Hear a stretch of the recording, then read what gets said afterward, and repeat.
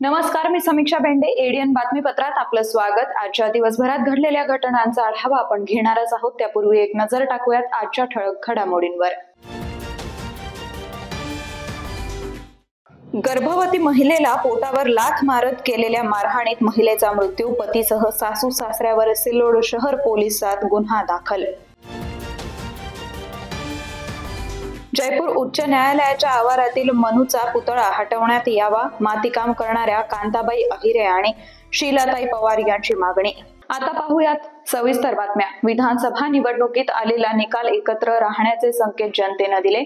त्यामुळे महायुतीत आगामी निवडणूक एकत्र लढवायला पाहिजे. स्थानिक पातळीवर निर्णय न ठेवता वरच्या पातळीवर निर्णय घ्यावा, असं स्पष्ट मत मंत्री संजय शिरसाट यांनी माध्यमांशी बोलताना व्यक्त केलंय. सगळ्याच पक्ष असं करतात.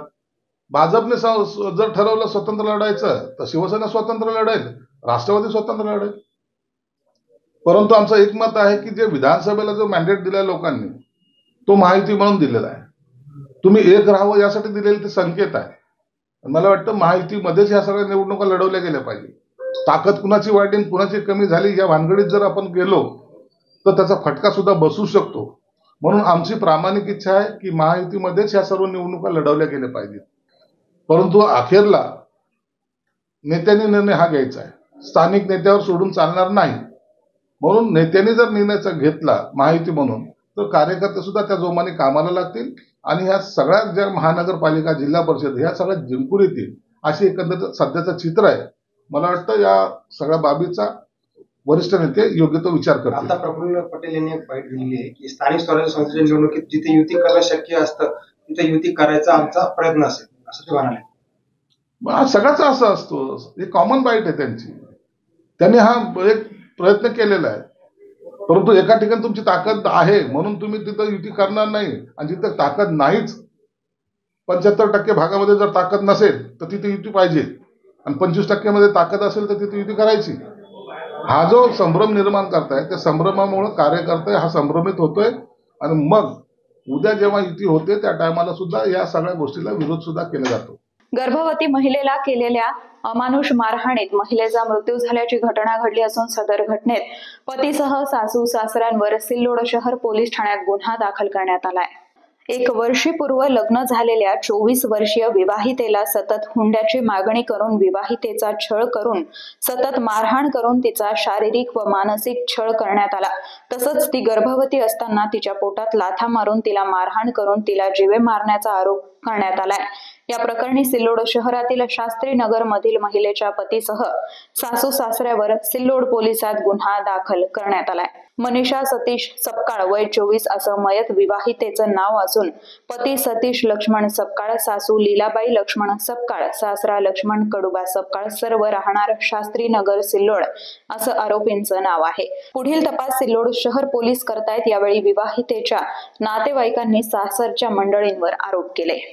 सासरी कॉलनीत राहायचे. अच्छा, सासरी कॉलनीत राहायचे. त्याला आरोपी झालीच पाहिजे. काय झालं होतं मुलीसंग? काय झालं? मुलीसंग त्यानं आत्महत्या केली. पोरीची इज्जत लुटून घेतली. जिठीने तिठी पोरीला मारहाण केली. सगळी मारहाण केली त्याने. लक्ष्मण सपकाळे ती सासरवाड्याचे राहणारे, वतनदार सासरवाड्याचे राहणारे ती. असे किती आरोपी आहेत? मला काय वाटतं किती आरोपी आहेत? सतीश सपकाळे, त्याला बी फाशीची सजा व्हायला पाहिजे. लीलाबाई सपकाळे, सासऱ्याचं नाव सांग, ज्योती भोटकरे, ती तिची ननने तिला याला दिली, सुरंगळीला दिली. तिची बी तक्रार पाहिजे. तिला बी सजाच पाहिजे. ती बी पोरीला झाला आली की लय तंग करत राहा. असंच केलं तसंच केलं चालूच ठेवा जा. यानं सासू सासऱ्यानं लेकीचंच ऐकून पोरीची आत्महत्या केली. इज्जत लुटून पोरीची आत्महत्या केली. पण लय जबर आत्महत्या केली पोरीची. लय जबर इज्जत लुटली पोरीची. पोरीच्या अंगावर कपडा सुद्धा ठुला नाही त्यानं. असे चावून बोचकून जिठी बोचकून बाचकून पुरीला आम्ही तिथे पाहिलं तर डायरेक्ट पुरीचं सगळंच गळत होतं. त्यानं पोलीस आहे ना, पेस आहे आमच्यासोबत होता, एक पेस आहे मॅडम आमच्यासोबत होती, ती पोरीची मामी सोबत, आम्ही त्याच्यासोबत होतो. ती आमच्या डोळ्यानं आम्ही पोरीला सगळं पाहिलं, डायरेक्ट केस पाहिला. तिथे पोरीचे कपडे आम्ही सावता त्याला उतरवले. त्याने आम्ही पोरगी समधी पाहिली डायरेक्ट. त्याला सजा झालीच पाहिजे, त्याला फाशीची सजा झालीच पाहिजे. त्यानं लय जबर आत्महत्या केली. आमच्या लेकीची लय इज्जत पिले, लुटून घेतली. आमची पोरगी डायरेक्ट पिवळं धम्मक सोनं होतं, म्हणजे ओरिजिनल सोनं होतं. खानदानी तर असं कोणीच नव्हतं ना, अशी खानदान नव्हतीच आमची. इकडे बी नव्हती, इकडे बी नव्हती. छत्रपती संभाजीनगर मधील मातीकाम करणाऱ्या कांताबाई अहिरे आणि शीलाताई पवार यांनी काही वर्षांपूर्वी जयपूर हायकोर्टाच्या आवारात असलेल्या मनूच्या पुतळ्याला काळं फासलं होतं. 6 वर्षांपूर्वी दिल्ली इथं संविधान जाळल्याच्या घटनेचा निषेध नोंदवत सदर कृत्य केलं. त्यानंतर त्यांनी जयपूर हायकोर्टाच्या आवारात असलेला मनूचा पुतळा हटवण्याची मागणी केली आहे. आता कसं माहिती का, समाजाला मी पहिलं पण मीडियाला आव्हान केलेलं आहे का समाजानं पहिलंच पाठ फिरवलेली. आता ज्यावेळेस आम्ही तिथून आलो होतो त्यावेळेस बरेचसे पुढारी लोकांना भेटलो, पण त्यांना आम्हाला काही रिस्पॉन्स दिला नाही.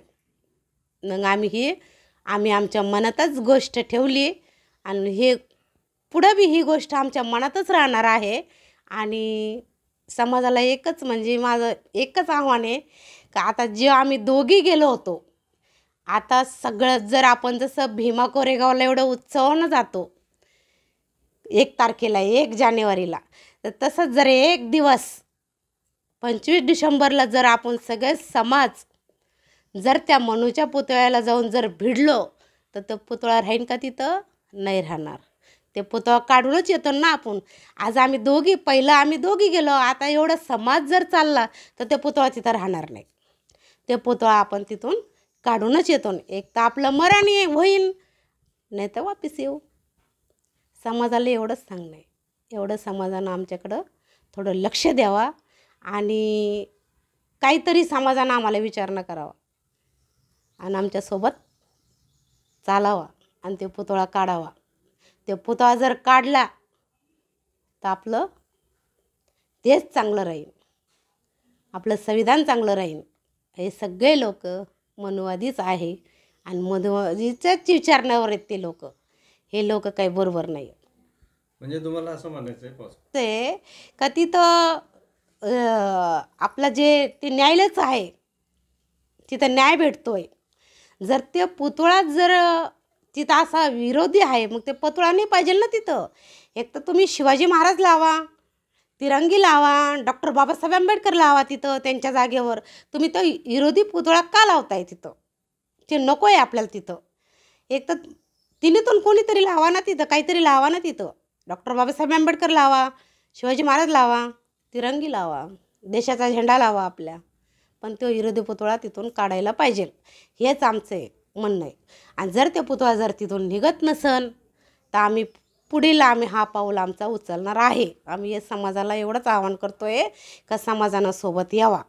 प्रोझोन सारख्या मोठ्या मॉलमध्ये पार्किंगसाठी जागा आहे, मात्र पार्किंगसाठी मेंटेनन्सच्या नावाखाली वर्षानुवर्षे जास्तीची वसुली होत असल्यानं अर्ध्या गाड्या मॉल समोरील फुटपाथवर लागताना दिसत असून याचा परिणाम म्हणून चोरटे सरसावलेत. इथून दुचाकी चोरीला जात असल्याच्या घटनांमध्ये वाढ झाली आहे.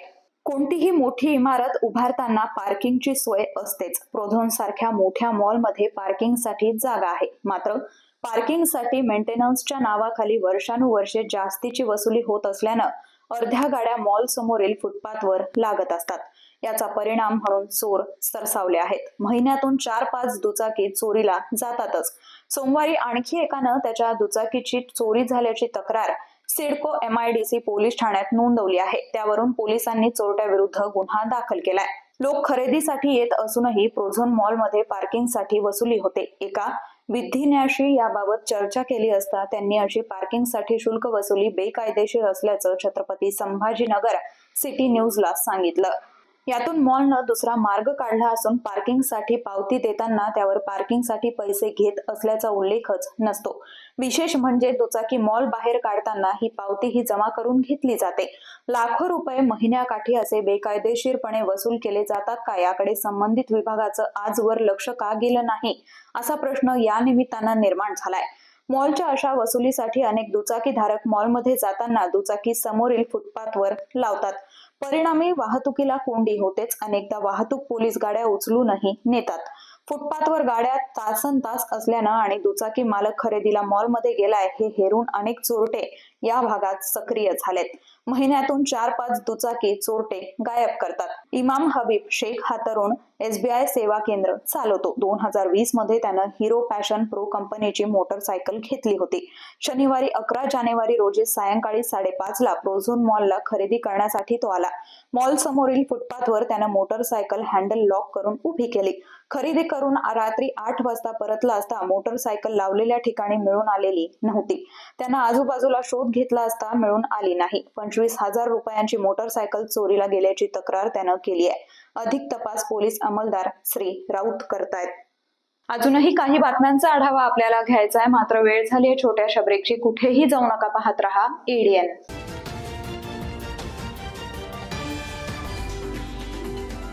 अनेकांच्या मनात स्वप्न असते की देशाची सेवा करायची, परंतु काही लोकच योग्य प्रशिक्षण घेऊन ते वास्तवात पूर्ण करतात। वास्तविक सैनिक बनणे सोपं काम नाही, कारण प्रशिक्षणाच्या मैदानापासून ते युद्धाच्या रणांगणापर्यंत प्रत्येक क्षण संघर्षमय असतो। फक्त जो इमानदार, समजूतदार असेल आणि ज्याची इच्छाशक्ती प्रबळ असेल असाच व्यक्ती या क्षेत्रात टिकू शकतो। प्रत्येक वर्षी अनेक परीक्षार्थ्यांना यश प्राप्त होते, ते फक्त आणि फक्त गरुडचे अकॅडमी। पंख आम्ही देतो, उंच भरारी तुम्ही घ्या।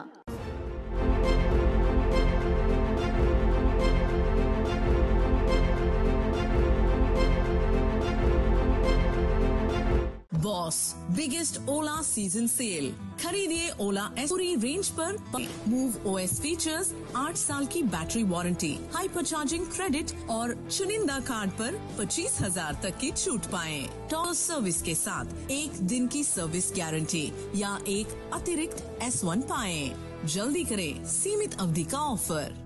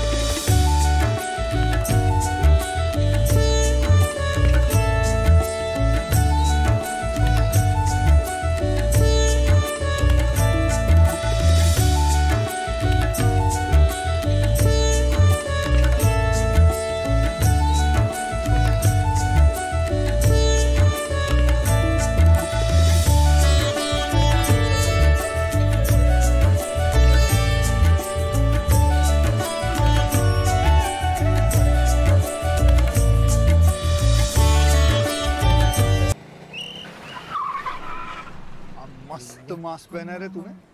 Thank you sir. वो जान बचाने के लिए पहनना पड़ता है ना सर। रेडीमेड है या टेलर मेड है? ऑनलाइन ऑर्डर किया है सर। एक और है ना सर। देना। बहुत मस्त लगे आपको। ये ना सर। सर ना भाई, जान बचाने के लिए बाइक चलाते वक्त सिर्फ खोपड़े पे मास्क पहनेगा तो खोपड़े को कौन बचाएगा? समझ गया सर। हेलमेट ऑनलाइन ऑर्डर कर, वरना हमेशा के लिए ऑफलाइन हो सकता है। Okay sir. ये ले। चल हम ये भी ऑनलाइन भर दे। हेलमेट पहने, ट्रैफिक नियमों का पालन करे, जिंदगी के सफर को सुरक्षित रखे।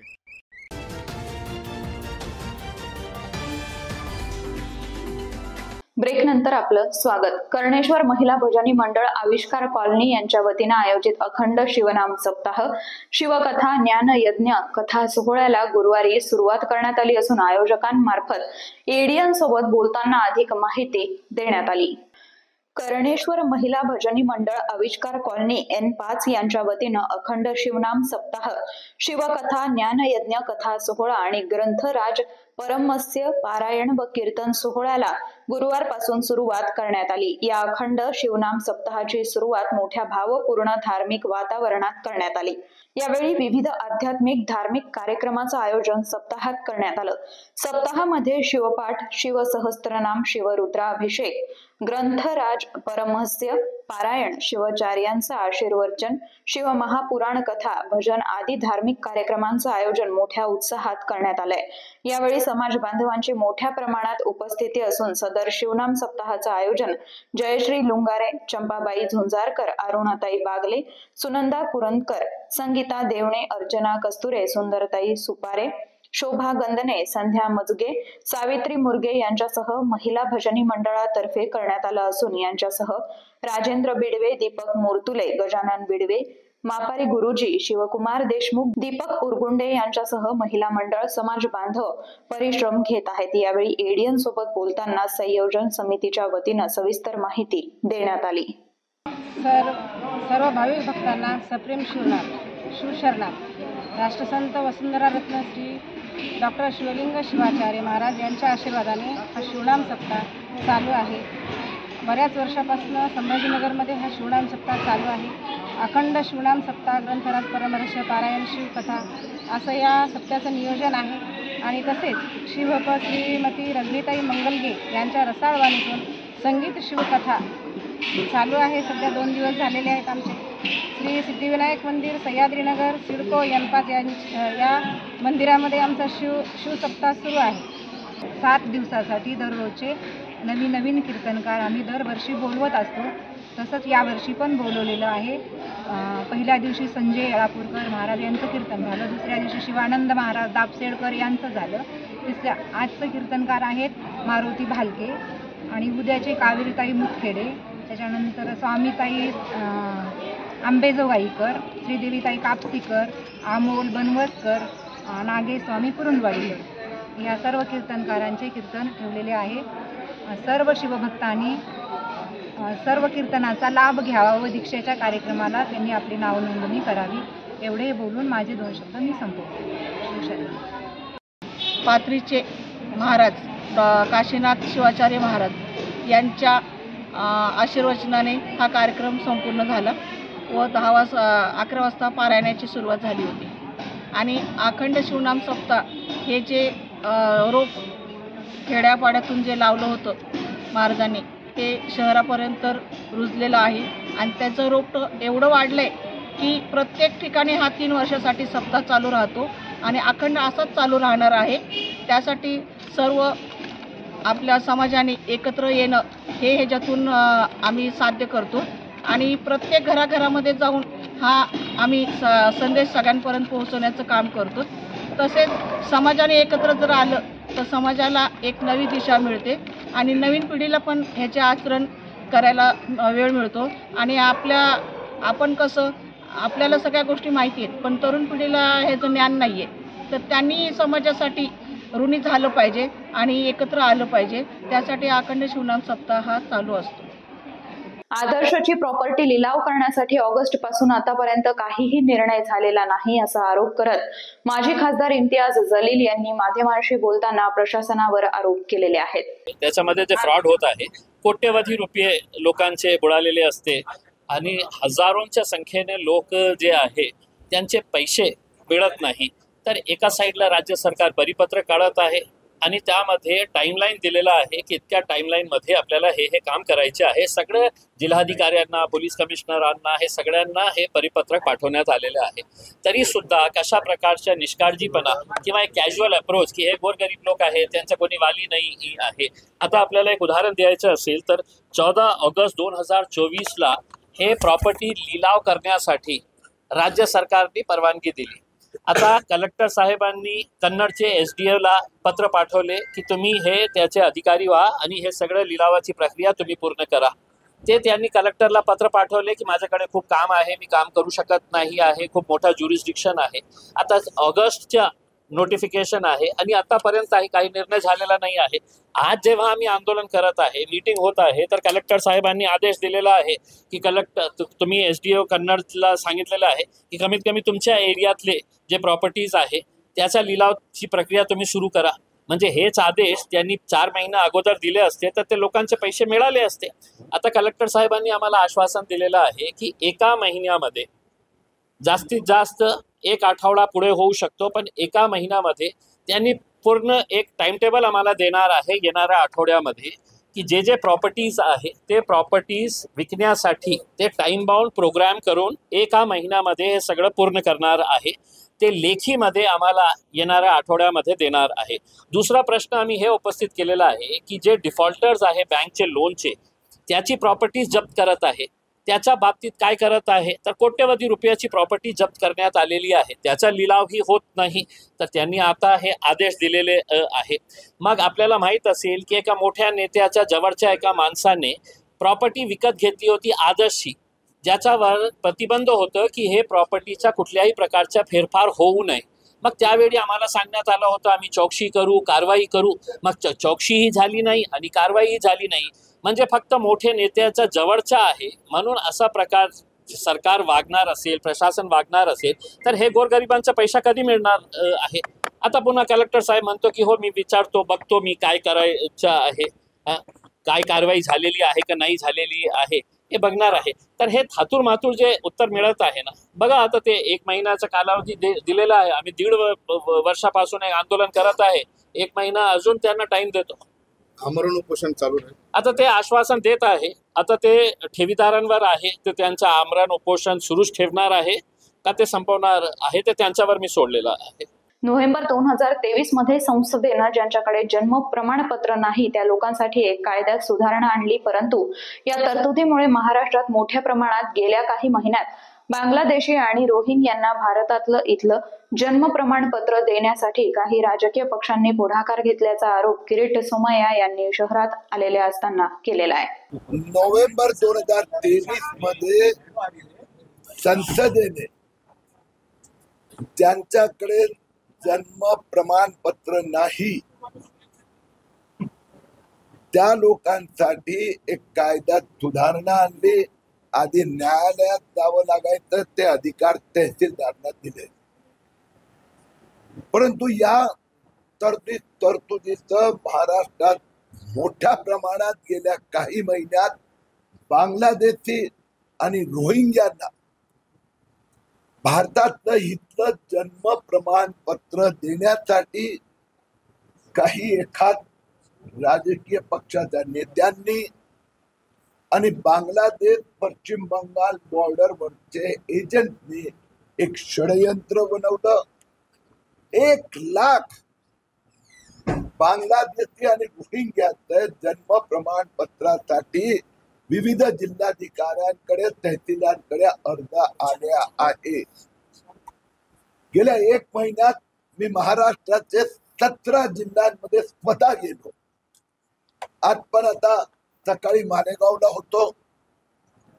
मालेगाव एक छोटासा तालुका आहे, तहसील, 6.5 लाखाची वस्ती, त्यात 4200 अर्ज आले.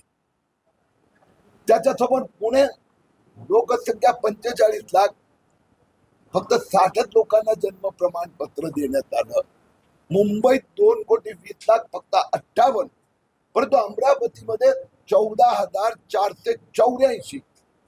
आणि म्हणून हा विषय मी महाराष्ट्र सरकारकडे, देवेंद्र फडणवीसकडे आग्रह केला की मोठ्या प्रमाणात हे बांगलादेशी रोहिंग्यांना जन्म प्रमाणपत्र देणं म्हणजे त्यांना भारताचं नागरिकत्व देणं. आणि म्हणून या प्रक्रियेचं इन्व्हेस्टिगेशन करावं. मालेगावसाठी आणि अमरावतीसाठी SITची रचना केली गेली आहे. मी मुख्यमंत्र्यांकडे मागणी केली आहे की संबंध महाराष्ट्रासाठी SIT करावी. आणि हे जे 1 लाख अर्ज आलेले आहेत त्यात बोगस दस्तावेज आहेत, त्या प्रत्येक अर्जाची छाननी करून जो बांगलादेशी रोहिंग्या आहे त्याला निकाल बाहेर करा.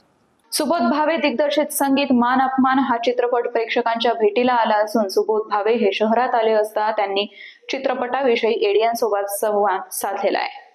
नमस्कार, मी ऐश्वर्या. एडियन मध्ये आपल्या सर्वांचं स्वागत आहे. आज आपल्या सोबत आहेत सुबोध भावे सर आणि त्यांचा जो चित्रपट आहे संगीत मान अपमान हा प्रदर्शित झालेला आहे. तर त्याबद्दल आपण माहिती जाणून घेऊया. तर काय सांगाल चित्रपटाबद्दल?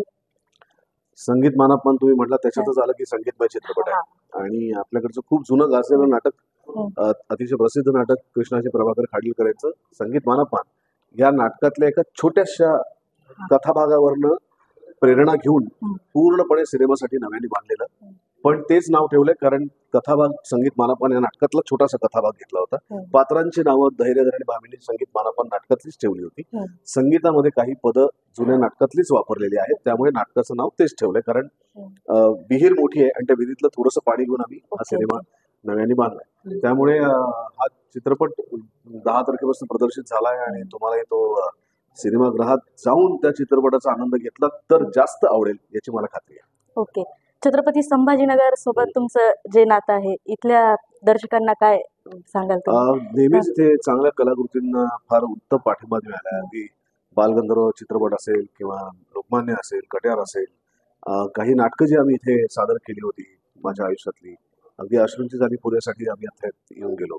त्यामुळे दरवेळेस चांगल्या कलाकृतींच्या पाठीमागे संभाजीनगरकर फार खंबीरपणे उभे राहिलेत आणि आशीर्वाद दिलेला आहे. याही चित्रपटाला तुम्ही आशीर्वाद द्याल असा विश्वास वाटतो. शेवटी परत एकदा एक नजर टाकूयात आजच्या ठळक घडामोडींवर. गर्भवती महिलेला पोटावर लाथ मारत केलेल्या मारहाणीत महिलेचा मृत्यू, पतीसह सासू सासऱ्यावर सिल्लोड शहर पोलिसात गुन्हा दाखल. जयपूर उच्च न्यायालयाच्या आवारातील मनूचा पुतळा हटवण्यात यावा, मातीकाम करणाऱ्या कांताबाई अहिरे आणि शीलाताई पवार यांची मागणी. याचबरोबर हे बातमीपत्र इथेच संपलं. पुन्हा भेटूयात पुढील बातमीपत्रात. तोपर्यंत पाहत रहा आपल्या हक्काचं बातमीपत्र एडियन.